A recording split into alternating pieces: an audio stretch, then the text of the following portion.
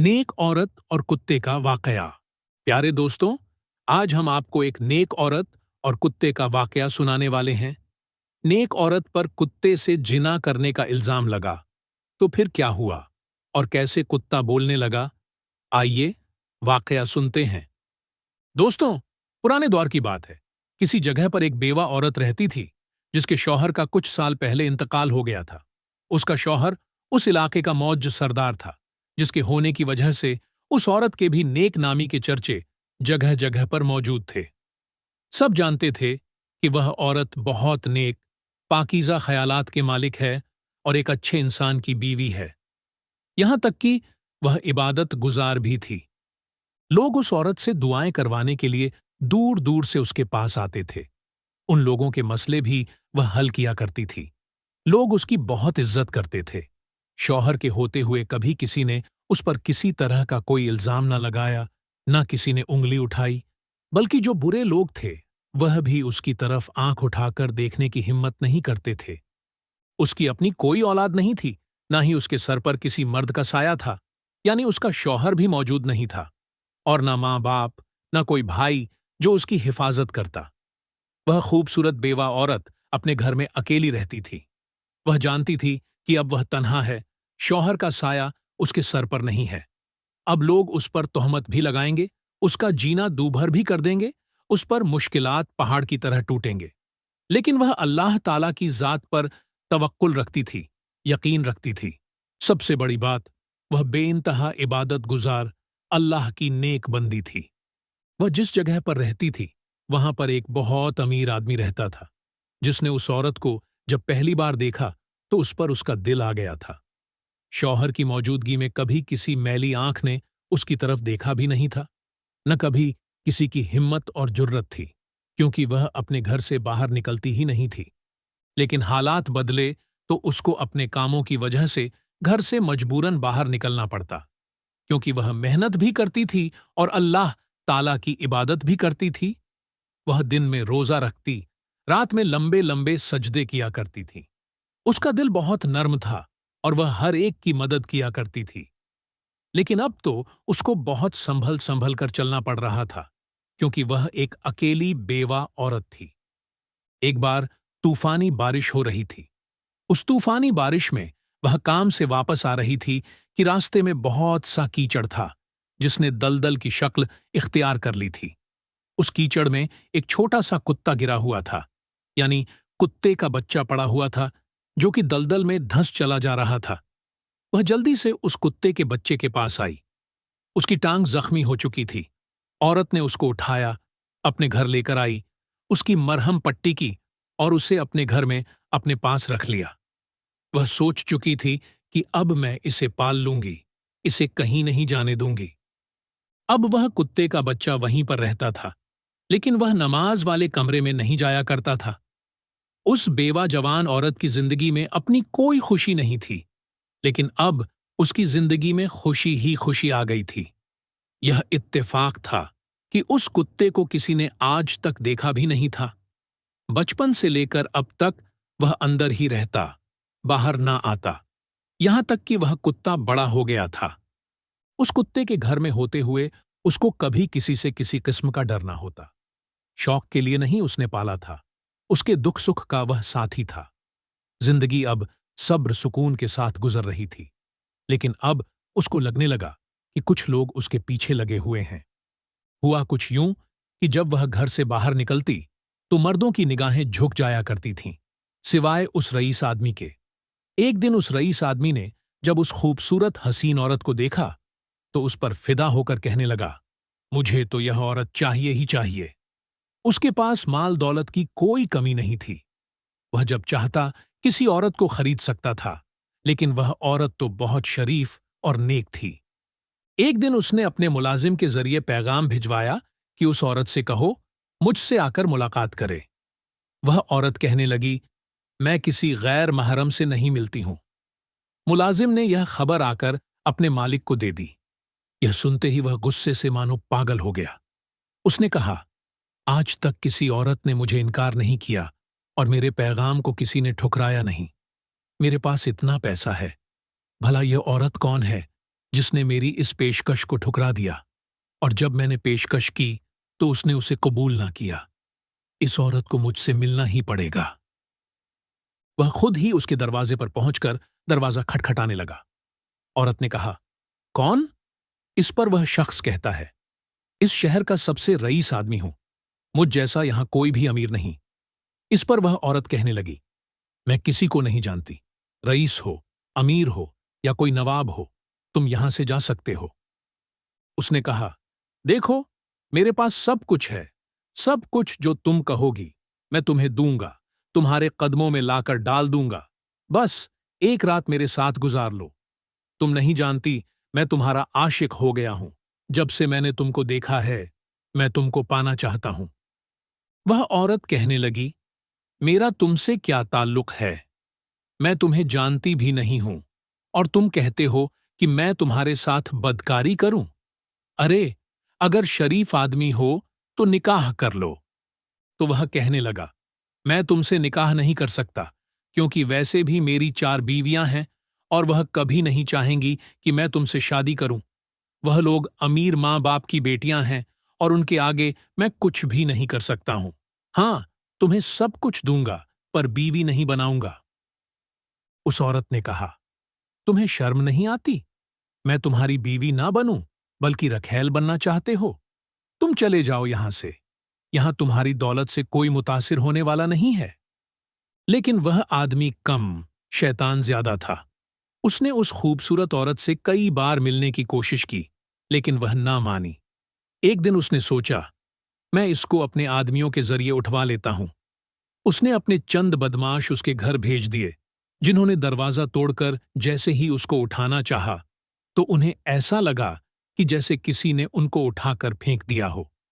कोई ऐसी नजर न आने वाली ताकत थी जो उस औरत को बचा रही थी। वह डर के मारे अपने मालिक के पास कांपते हुए आए और कहने लगे, हमें नहीं पता, वह औरत तो बहुत खतरनाक है, हम उसको हाथ भी नहीं लगा सकते। हमें किसी ने उठाकर दूर फेंक दिया, अब हम वहां नहीं जाएंगे।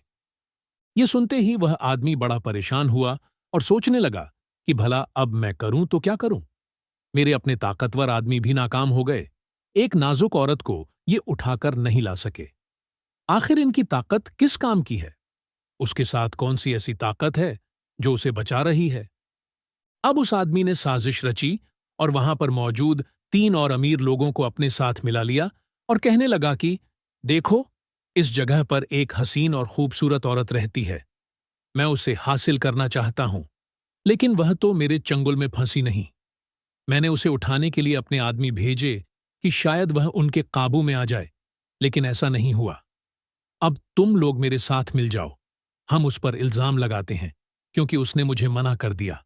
आज तक किसी औरत ने मुझे इनकार नहीं किया।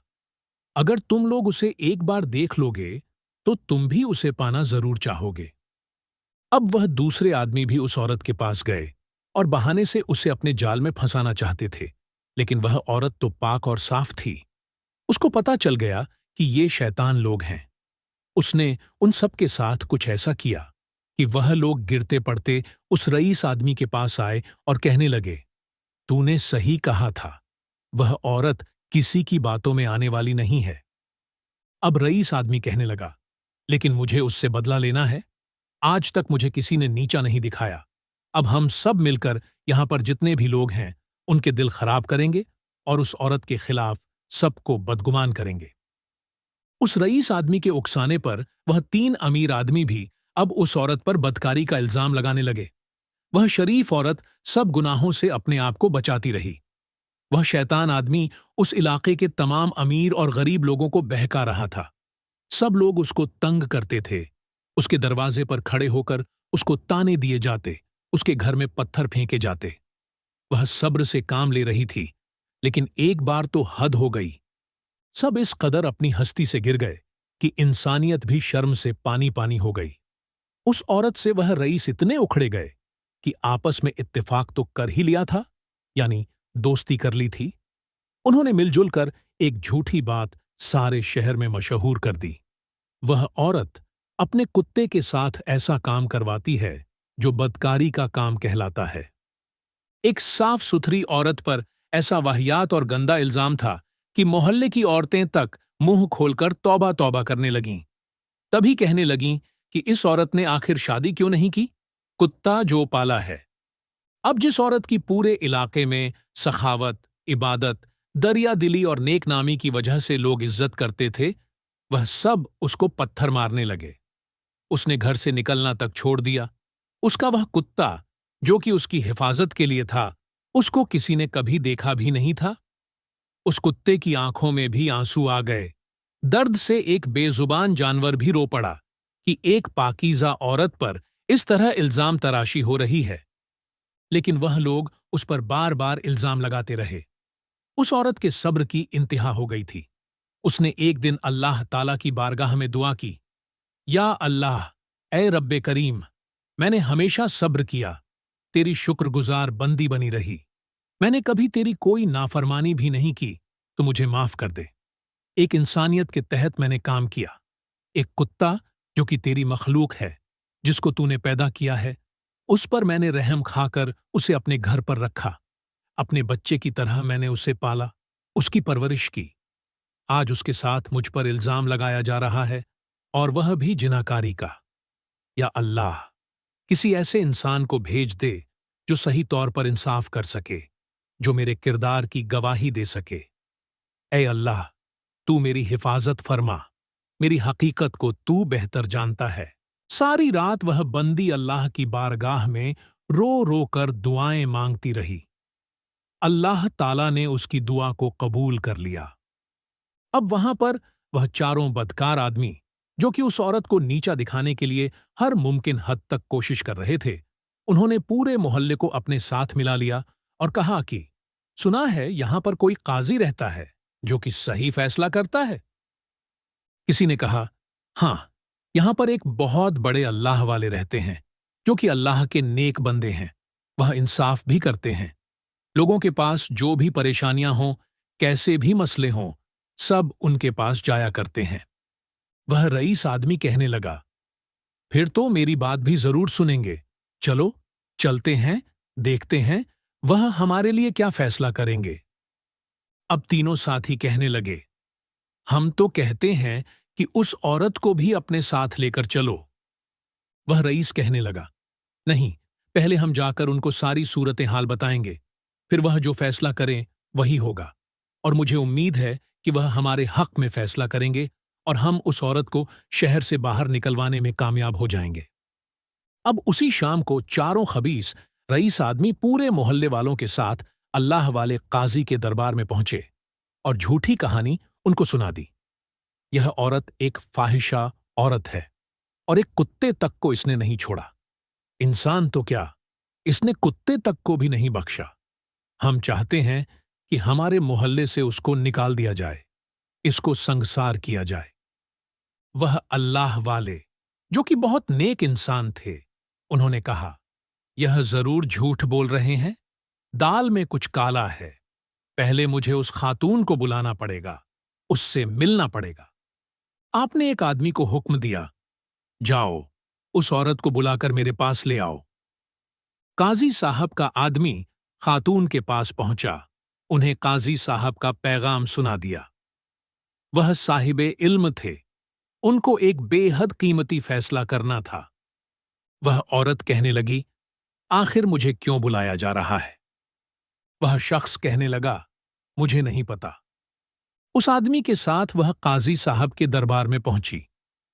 यह बात वह चार आदमी नहीं जानते थे कि काजी साहब ने औरत को एक अलग जगह पर बुलाया है।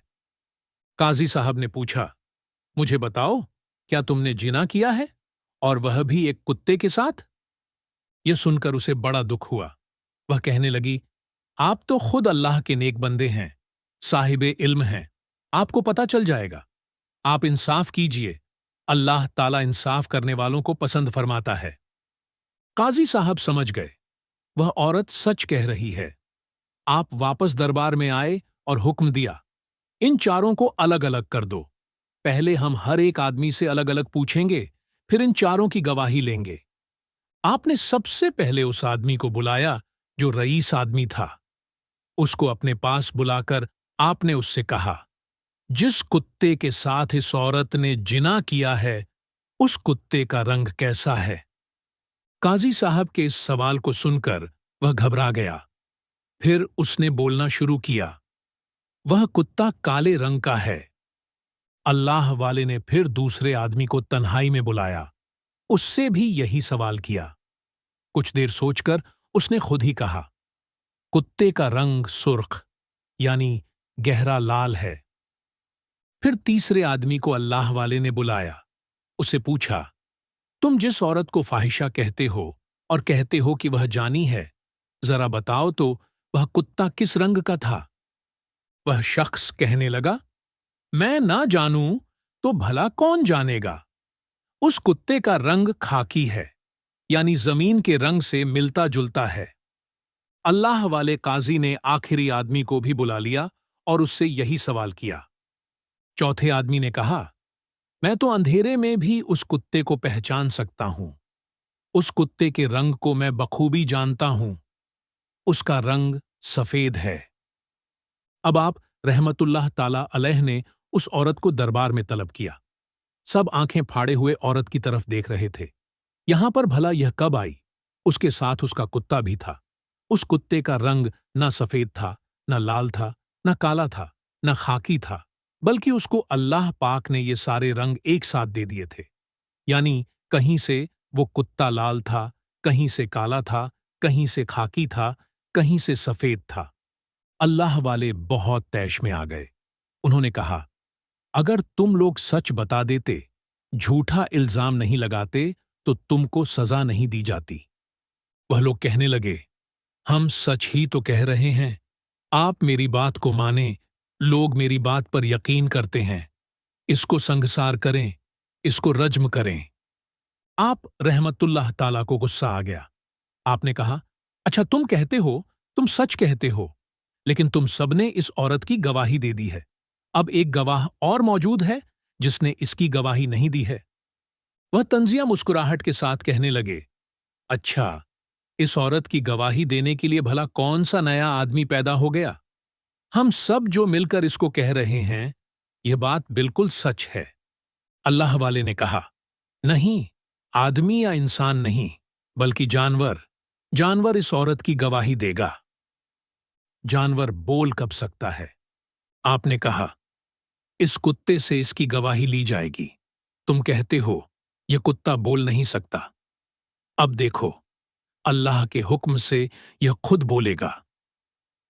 आपने अल्लाह का नाम लेकर उस कुत्ते से कहा, तू इस मालकिन का नमक खा चुका है।